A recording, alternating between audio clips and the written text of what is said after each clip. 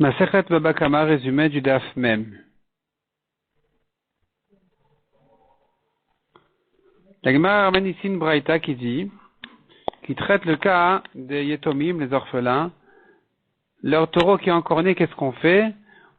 On a vu qu'on nomme un responsable sur les biens des orphelins, donc c'est un responsable qui va surveiller le taureau.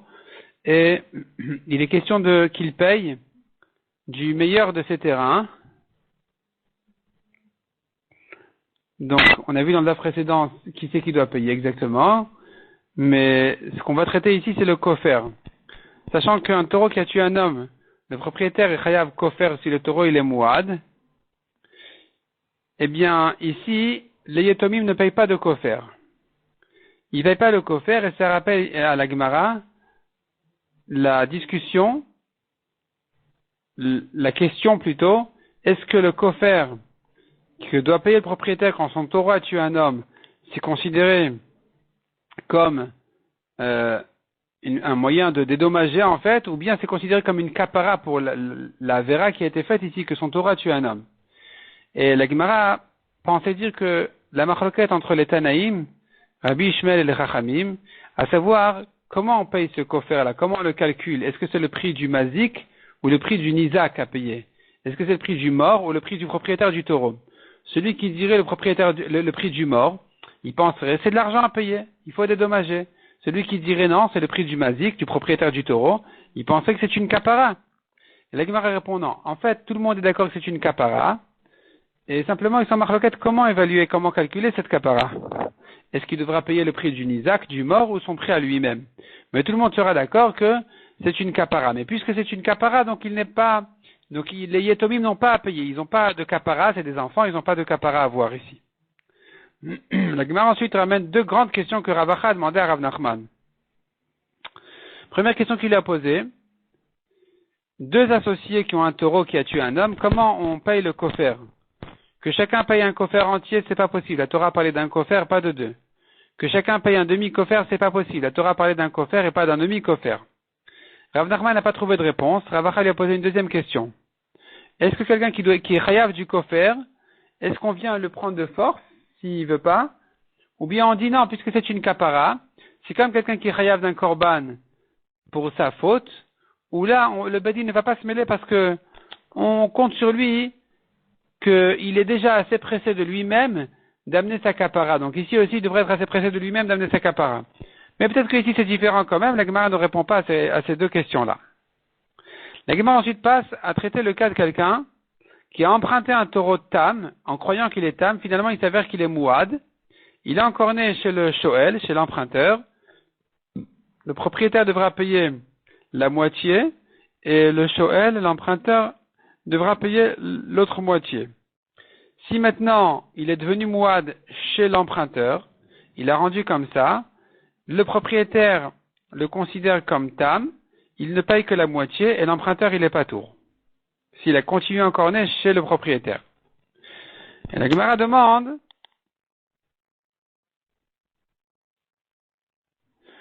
la Gemara explique pourquoi est-ce que ici en réalité l'emprunteur devrait dire à son prêteur, au propriétaire, je t'ai emprunté un taureau Tam, tu m'as donné un taureau Mouad. Pourquoi tu m'as donné un taureau Mouad? Il n'était pas censé encore né du tout. Je n'ai rien à payer. Je t'ai emprunté un taureau, tu m'as donné un lion. Qu'est-ce que je dois faire avec? Et il répond à la Gemara, non, en fait, l'emprunteur, il savait qu'il était dangereux.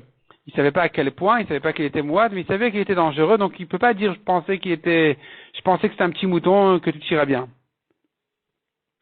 Et puis la Gemara continue à ramener encore tous les arguments que chacun pourrait dire. Et donc, finalement, la Gemara conclut, effectivement, on comprend que chacun doit payer ici la moitié.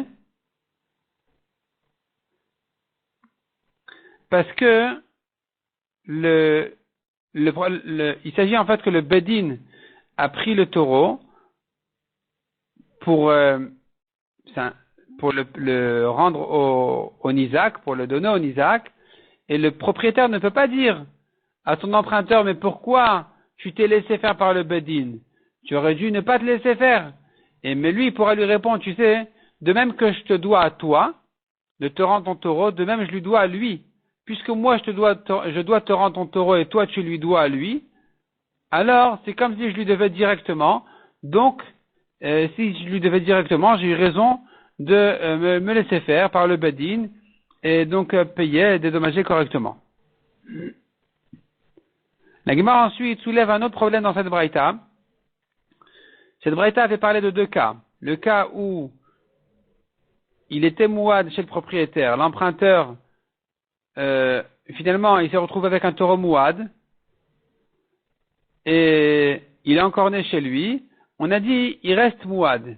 Ils vont faire moitié-moitié. Le propriétaire et le shoel vont faire moitié-moitié. Donc tu vois ici que le changement de propriété, le changement de domaine, n'a pas changé son statut. Alors qu'à la suite de la braïta, on dit, s'il est devenu mouad chez le shoel, il a rendu mouad, le propriétaire ne paiera que la moitié. Donc tu vois que quand il a rendu, il a changé de propriété, changé de domaine, changé de statut. Donc la braïta se contredit. Est-ce que le changement le ramène à tam ou ne le ramène pas à tam? Est-ce qu'il redevient tam ou il redevient pas tam? La Gemara donne plusieurs réponses à cette question. Soit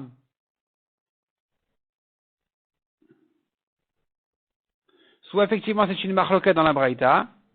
Est-ce que le changement le rend tam? Soit dire non, ça ne le change pas, son statut ne change pas. Mais dans le cas où il est devenu mouad chez le shoel, le propriétaire pourra lui dire, écoute, tu n'es pas ici le patron, pour faire de mon taureau un mouad, je n'accepte pas ça. Ou bien on pourrait dire le contraire, c'est sûr qu'il change de statut en principe, c'est sûr qu'il redevient tam, il devrait changer de statut en principe. Simplement, quand il a été prêté, alors ça ne s'appelle pas qu'il a changé de domaine, parce qu'on l'appelle encore le taureau de son propriétaire. Donc il restera mouad comme ce qu'il était chez son propriétaire. Mais dans le cas contraire, alors quand il est devenu mouad chez le shoel, puis il a été rendu, ici il y a eu un vrai changement, donc on ne va pas l'appeler mouad, il redeviendra tam. La Gemara ensuite ramène le cas de la Mishnah où le taureau a été excité, on l'a excité jusqu'à ce qu'il a tué quelqu'un, on a dit il n'est pas chayav mita. La question qui se pose, c'est est-ce qu'il est kasher comme korban ou pas kasher comme korban? La Gemara ramène là-dessus le marloquet Rav et Shmuel. Selon Rav, il est kasher comme korban. Alors qu'un taureau qui a tué, en général, il est pas soul comme korban, celui-ci sera kasher. Shmuel dira qu'il est pas soul dans ce cas-là. La Gemara ramène une objection.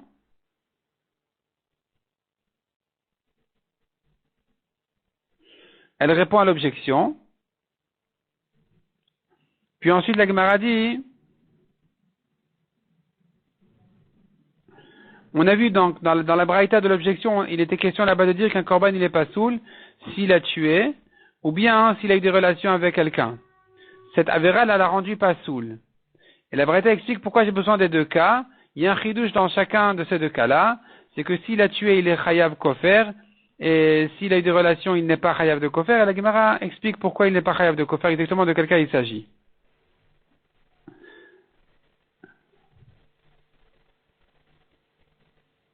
Et là-dessus, la Gemara ramène une marloquette. Si le taureau a tué quelqu'un sans intention violente d'endommager et de tuer, est-ce que, dans ce cas-là, il est chayav de kofer ou pas? S'il a tué par les relations, par exemple, où il n'avait que des intentions pour son propre plaisir, ou bien un taureau qui a piétiné pour marcher, et finalement, il marchait sur son chemin, il a tué un enfant sur le passage, est-ce que ça le rend chayav du kofer? Oui ou non? Et la Gemara conclut, en ramenant une braïta comme Rav, qui dit que le taureau qui a été comme ça excité jusqu'à ce qu'il a tué quelqu'un, il est kasher comme korban.